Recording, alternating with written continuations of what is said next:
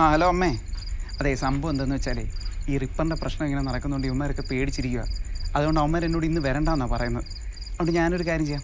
ഞാൻ നാളെ രാവിലെ അങ്ങോട്ട് വെള്ളം അടിക്കാനൊന്നും അല്ലോ. എന്തെങ്കിലും ഒരു കാര്യം പറയുമ്പോൾ അതിനാന്ന് വിചാരിക്കുന്നത് എന്തിനാ? അച്ഛനോട് പറയുന്നത് എന്തിനാ? അമ്മയെന്ന് പറഞ്ഞാൽ മതി. ഇനി ഞാൻ പറയാൻ നിൽക്കുന്നില്ല. ഹലോ, ചുമ്മാരി കൊടുക്കണ്ട. ഹലോ കൊടുക്കണ്ട. ആ അച്ഛാ അതപ്പോ വെള്ളം തീർന്നു. നീ ഫ്രിഡ്ജിൽ നിന്ന് വെള്ളം എടുത്തോണ്ടോ? നീ ഇവിടെ നിൽക്കണം.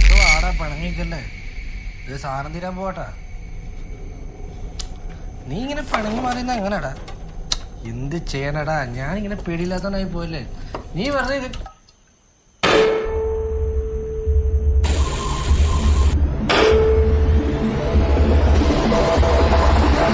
ഇത്രയും പേടിച്ചാ മതിയോ?